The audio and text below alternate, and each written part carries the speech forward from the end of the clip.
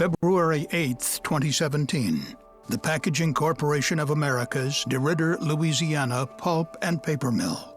The mill was undergoing a planned maintenance shutdown when a tank violently exploded, killing 3 contract workers and injuring 7 others.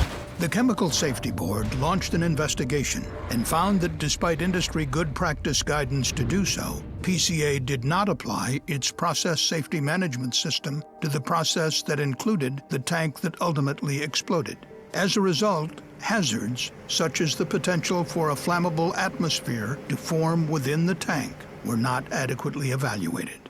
Had the company voluntarily applied its safety management system, which is used elsewhere in the mill, to the process that included the tank, the conditions that allowed the fatal explosion could have been eliminated or controlled, and this tragic incident could have been prevented.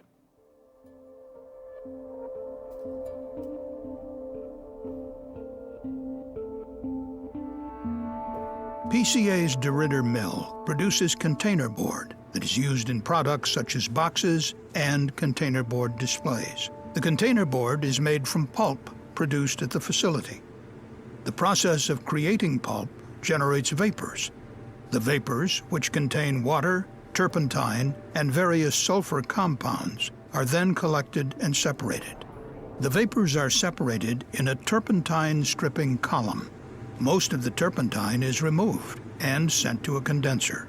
The vapors remaining condense to a liquid containing mostly water, but also residual amounts of the sulfur compounds and turpentine. The liquid is known as foul condensate. The foul condensate is sent from the stripping column to an approximately 100,000-gallon capacity tank used to store the liquid at or close to atmospheric pressure. The foul condensate tank is primarily used to regulate the flow of liquid between the turpentine stripping column upstream and a downstream unit that removes the remaining sulfur components from the foul condensate. During the February 8th incident, the mill was undergoing an annual shutdown, during which employees and contract workers performed maintenance, inspection, and upgrade tasks throughout the facility. One task was to repair the water piping located above and connected to the foul condensate tank. The piping had shifted and cracked months earlier. The repair required welding on the piping, commonly referred to as hot work. To prepare for the hot work, valves were closed leading into and out of the foul condensate tank, while 10 feet of liquid remained inside. The foul condensate was left within the tank, partially because there were no plans to work directly on the tank during the outage. The company also assumed that the tank contained mostly water, was sealed off from the atmosphere, and did not pose a safety risk. These assumptions, however, were incorrect. Residual turpentine, which is normally present in foul condensate, collected on top of the liquid in the tank due to its density. The foul condensate tank was designed so that by changing the height of the liquid level inside the tank, the residual turpentine would be skimmed off and sent to a turpentine recovery system. But in the months leading up to the incident, the turpentine was not removed because there was confusion as to which department at the mill was responsible for operation of the foul condensate tank. Due to this lack of defined responsibility, the valve designed to direct skimmed turpentine to the mill's turpentine recovery system remained closed during those months. As a result, more flammable turpentine was in the foul condensate tank during the shutdown than anyone expected.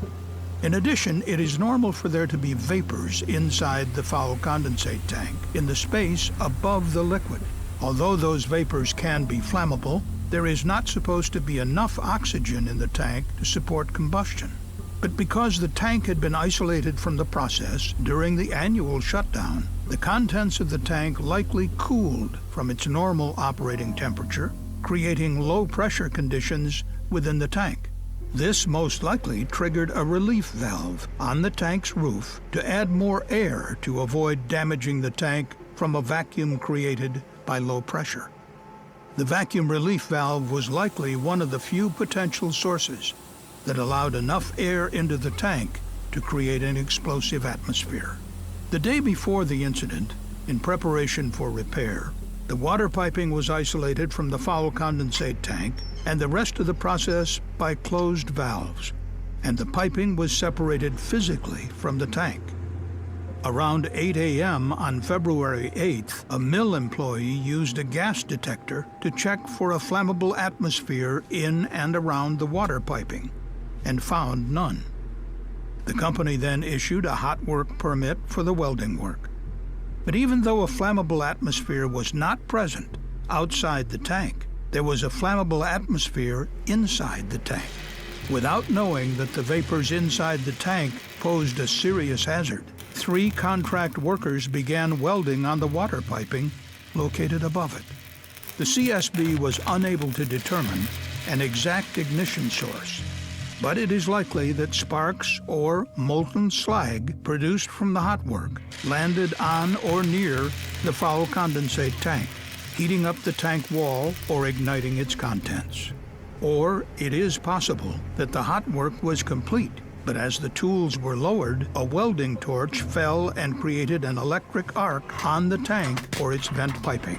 Regardless, the CSB determined that hot work activities likely ignited the flammable vapors and liquid turpentine inside the foul condensate tank. At 11:05 a.m., there was a massive explosion. The tank separated from its base and launched up and over a 6-story building, landing approximately 375 feet away. 3 people were killed and 7 were injured. All were contract employees working near the foul condensate tank. In our investigation, we found that PCA missed opportunities to identify, evaluate, and control the hazards that led to the explosion. That is because a process safety management system was not applied to the process that includes the foul condensate tank. OSHA's Process Safety Management, or PSM standard, requires facilities that use highly hazardous substances to have a process safety management system in place to protect workers from catastrophic incidents. But this safeguard was not required for most of the process system that included the foul condensate tank, known as the non-condensable gas system. The CSB notes that although not required by federal regulation, industry good practice guidance recommends having a robust safety management system to manage the hazards related to processing non-condensable gases. But despite these recommendations, PCA did not voluntarily apply its process safety management system required by OSHA elsewhere in the mill to the non-condensable gas system. As a result, PCA never conducted a process hazard analysis of the non-condensable gas system. A process hazard analysis, or PHA, is a comprehensive assessment of potential hazards involved in an industrial process. A properly conducted PHA likely would have identified and called for elimination of the flammable atmosphere inside the foul condensate tank during the annual shutdown. On the day of the incident, the 30-foot tall tank contained a liquid level of about 10 feet, and PCA employees thought that the remaining 20 feet of vapor space lacked enough air to support combustion. But a PHA could have recognized the potential for air to enter the tank and create a flammable atmosphere, which could have identified the need for the company to implement effective safeguards to prevent an explosion. For example, the tank could have been drained and purged as part of the annual shutdown.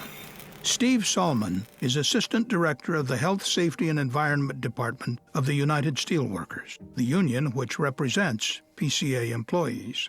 Decisions were made to not drain, flush, and leave the foul condensate tank open, and that is different than what it's been in the past.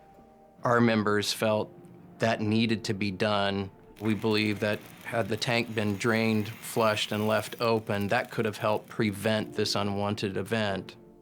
Other safeguards include procedures to prohibit hot work near the foul condensate tank while it contained flammable vapor, low-pressure alarms to alert workers that the vacuum relief valve may open and allow air into the tank, oxygen analyzers that let workers know that a dangerous amount of air was in the tank, interlocks to automatically reduce the concentration of oxygen by adding an inert gas so that a flammable atmosphere does not form, or an inherently safer tank designed to withstand full vacuum conditions, eliminating the need for a vacuum relief valve and the potential risks associated with it. The foul condensate tank was located between two operations areas, the pulp mill and the powerhouse. But because the DeRidder mill did not apply its process safety management system to the foul condensate tank, the company did not clearly identify who was responsible for it, leading to confusion within the mill workforce. Over time, this ambiguity led to few operators knowing much about the tank, its contents, and its explosion potential. Training and education needed to be provided to the operators and workers in the area. Workers were not aware of the hazards. They were not provided with that information. They felt that this tank would not be an issue. In its final report, the CSB provided safety guidance to pulp and paper mills that operate non-condensable gas systems, which includes all foul condensate tanks. The guidance includes: apply effective process safety management systems to non-condensable gas systems using good practice guidance. Consider expanding the boundaries of process safety management programs beyond the units covered by OSHA's PSM standard. Apply industry standards for explosion prevention and safety interlock systems. And provide workers with periodic training to ensure they understand all process safety hazards applicable to areas of their responsibility, including the safety conditions needed to permit hot work. Also, in its final report, the CSB reiterated a 2002 recommendation to OSHA to revise the PSM standard to cover atmospheric storage tanks that could be involved in a potential catastrophic release as a result of being interconnected to a covered process with 10,000 pounds of a flammable substance. That recommendation has not yet been implemented, and explosions like the one at PCA continue to occur. We urge OSHA to act on this important safety recommendation to prevent future incidents. What's unique about pulp and paper mills, it's not just a mill that makes paper. It needs to be viewed as a chemical plant that makes paper and handled in that fashion around process safety management to prevent tragedies from happening. Preventable incidents like the one at PCA reveal flaws in a facility's process safety management system. We believe our safety guidance and recommendation for stronger OSHA safeguards will help prevent these tragic incidents. Thank you for watching this CSB safety video. For more information on the CSB's investigation, please visit csb.gov.